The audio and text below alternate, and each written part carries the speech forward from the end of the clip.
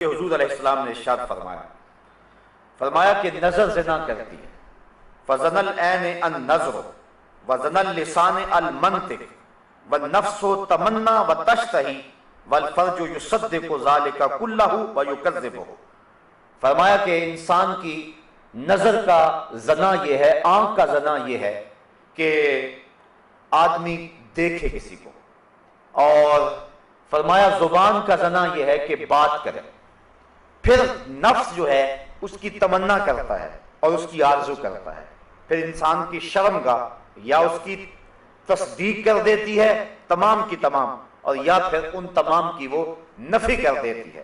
دو صورتوں میں ایک صورت ضرور ہوتی ہے، اس لیے اپنی نظر کی حفاظت کرے اور اپنی آواز سے بھی حفاظت کرے۔ آج کل موبائل کے ذریعے سے مختلف پیکج آئے ہیں اور گفتگو کا زنا اور نظر کا زنا پورے عروج پہ ہے۔ جب کسی قوم کے اندر یہ بدی پھیلتی ہے تو اللہ اس قوم سے برکت کو اٹھا لیتا ہے۔ آج ہمارے میں برکت نہیں ہے، دولت کی کثرت کے باوجود بھی ہر بندہ شاکی ہے۔ جب تک ہماری نظر طاہر اور پاک نہیں ہوتی ہے، ہمارے من کے اندر اجالے اور روشنیاں پیدا نہیں ہو سکتی ہیں۔ تو اللہ تعالیٰ نے اہل ایمان کو یہ حکم دیا، اے محبوب آپ ارشاد کر دیں اہل ایمان کو یغضوا من ابصارہم، کہ وہ اپنی نظر کی حفاظت کریں۔ اگر انسان کی نظر پڑ جاتی ہے تو اس کے لیے حکم ہے النظرۃ الاولی والثانیۃ علیک، فرمایا پہلی نظر تجھے معاف ہے چونکہ اس میں تیرا قصد نہیں ہے۔ اگر اسی نظر کے تسلسل کو برقرار رکھتا ہے یا دوسری مرتبہ دیکھتا ہے تو فرمایا وہ تیرے اوپر وبال ہوگی۔ تو پہلی نظر کی معافی دی گئی، کیونکہ اسلام جو ہے وہ دین فطرت ہے، تو جہاں انسان کی جہاں کمزوری ہے، جہاں اس کی بے اختیاری ہے، وہاں چھوٹ دے دی گئی۔ لیکن اس کے بعد اگر اس نظر کا تسلسل برقرار رہتا ہے یا پھر دوسری نظر کوشش کر کے دیکھتا ہے اور تعاقب کرتا ہے تو پھر فرمایا وہ تیرے اوپر وبال ہے۔ اور وہ آنکھ جو غیر محارم کو دیکھتی رہی کل قیامت کے دن جہنم کی آگ سے بھر دی جائے گی۔ اور تین آنکھیں حضور نے فرمایا قیامت کے دن کوئی آنکھ نہیں ہوگی جو رو نہیں رہی ہوگی، صرف تین آنکھیں ہوں گی کہ جن میں آنسو نہیں ہوں گے اور جو نہیں رو رہی ہوں گی۔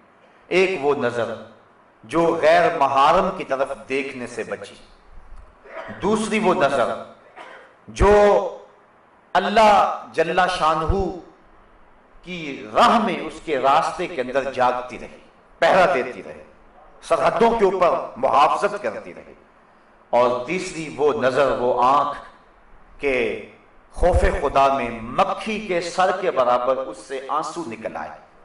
تو فرمایا یہ تین آنکھوں کے علاوہ باقی جتنی بھی آنکھیں ہیں وہ قیامت کے دن رو رہی ہوں گی۔ تو اپنی نظر کی حفاظت یہ بہت ضروری ہے، اور اللہ تعالیٰ نے قرآن مجید کے اندر یہاں خصوصیت کے ساتھ اس کا تذکرہ ارشاد فرمایا، وَيَحْفَظُوا فُرُوجَهُمْ ذَلِكَ أَزْكَىٰ لَهُمْ، اور اپنی شرمگاہ کی حفاظت کریں، یہ بہتر ہے ان کے لیے۔ ان اللہ خبیر بما یصنعون، بے شک اللہ ان کے کاموں کی خبر رکھتا ہے۔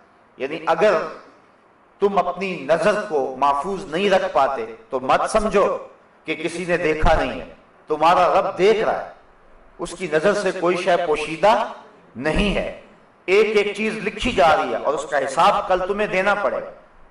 تو فرمایا وہ جانتا ہے، وہ دیکھتا ہے، اگر تم بچ جاؤ تو پھر بھی دیکھ رہا ہے، اور اگر تم نہ بچو تو وہ پھر بھی دیکھ رہا ہے۔ تو یہ اہل ایمان کو حکم دیا گیا، فرمایا کہ نظر شیطان کے زہر آلود تیروں میں سے ایک تیر ہے، اور اگر کوئی شخص اپنی نظر کی حفاظت کرتا ہے تو اللہ تعالیٰ جل شانہ اس کو عبادت کی لذت نصیب فرما دیتا ہے۔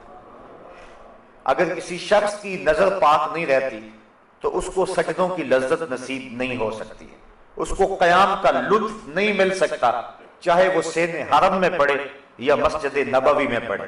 اور جو شخص اپنی نظر کی حفاظت کر دیتا ہے اور اپنی نظر کو ناپاکی سے اور اپنی نظر کو بدی سے محفوظ رکھتا ہے۔ جب وہ سجدہ کرے گا تو سجدے کی لذت ملے گی، جب رکوع کرے گا تو رکوع کا لطف نصیب ہوگا، جب قیام کرے گا تو قیام کا مزہ نصیب ہوگا۔ عبادت اور ایمان کی ایک لذت ہوتی ہے جو ایک مومن کو نصیب ہوتی ہے، تو جو شخص اپنی نظر کی حفاظت کرے اللہ تعالیٰ اس کو عبادت کا سرور اور عبادت کی لذت نصیب فرما دیتا ہے۔ تو اہل ایمان کو اس بات کا حکم دیا گیا، بلکہ حضور نے اپنے عمل سے